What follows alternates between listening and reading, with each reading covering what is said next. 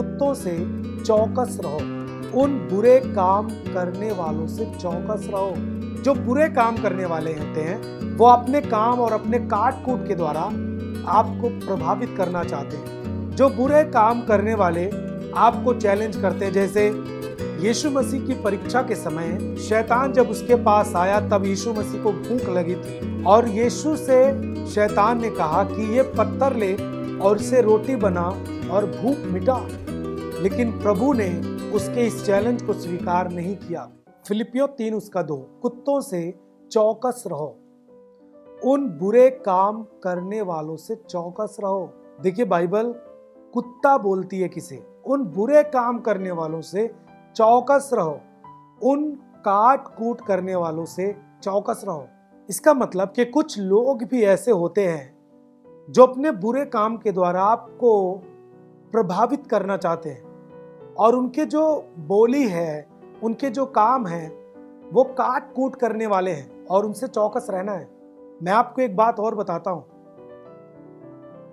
मैं ये चीज मानता हूं कि जो भी चैलेंज आना चाहिए उसका सामना करना चाहिए, लेकिन जो बुरे काम करने वाले, जो काट कूट करने वाले हैं, उनके कुछ चैलेंज ऐसे होते हैं जिसमें आपको नहीं पढ़ना चाहिए और ना उसका सामना करना चाहिए, क्योंकि वो भी उसी विरोधी शैतान के इस्तेमाल किए हुए लोग हैं जो आपकी जिंदगी को, आपकी नई सृष्टि को अशुद्ध और खत्म करना चाहते हैं। चैलेंज का सामना करना चाहिए, लेकिन कुछ चैलेंज ऐसे भी होते हैं जिनका सामना नहीं करना चाहिए, उनसे आपको हट जाना चाहिए।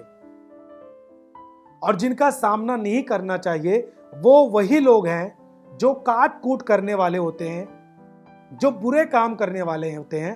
वो अपने काम और अपने काट कूट के द्वारा आपको प्रभावित करना चाहते हैं। जब कलीसिया के ऊपर सताव आए तो आप उसका सामना करें, वो एक चैलेंज है।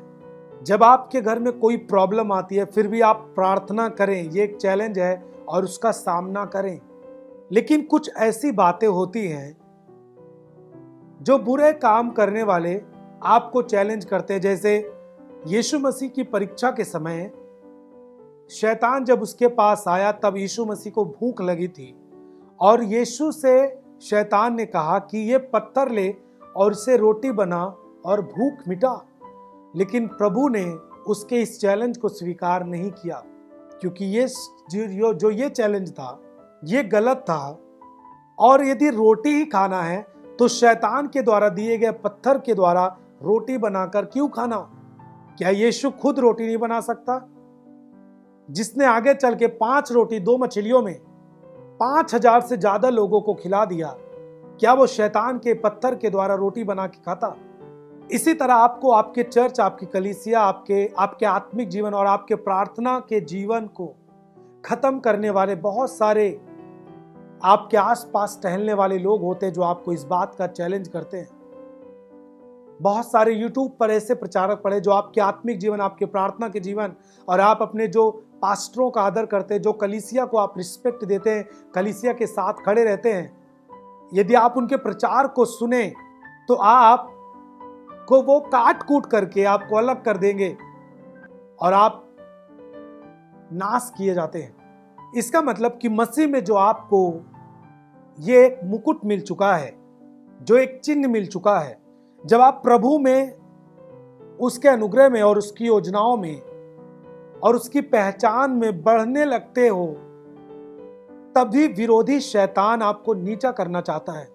जब आप बढ़ रहे हैं उसकी पहचान में, जब आप उसके अनुग्रह में बढ़ रहे हैं, आपने मसीह को पहचान लिया, अपनी नई सृष्टि को पहचान लिया, आप गवाही के साथ, गवाही आपके जीवन में प्रतिदिन परिवर्तन होता जा रहा है। जैसे आप एक गंदे पानी में आप सब साफ पानी डालते जाएं, उसी तरीके से आप जब नए बनते जा रहे हैं, आप प्रभु के अनुग्रह को पहचानते जा रहे हैं, प्रभु की योजनाओं को आप पढ़ करके समझते जा रहे हैं।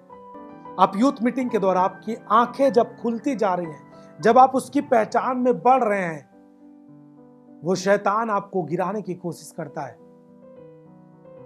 इस नई सृष्टि की जो पहचान है, जो इस नई सृष्टि में आपको अनुग्रह मिला है, उसे वो नष्ट करने के लिए आपका विरोधी शैतान और वो कुत्तों की तरह काट कूट करने वाले बुरे लोग आपको इस आपके नई सृष्टि से अलग करने की कोशिश करते हैं। यदि मैं आपको एक उदाहरण दूं, उत्पत्ति 37 से उसके 47 तक आप यूसुफ के बारे में पढ़ते हैं।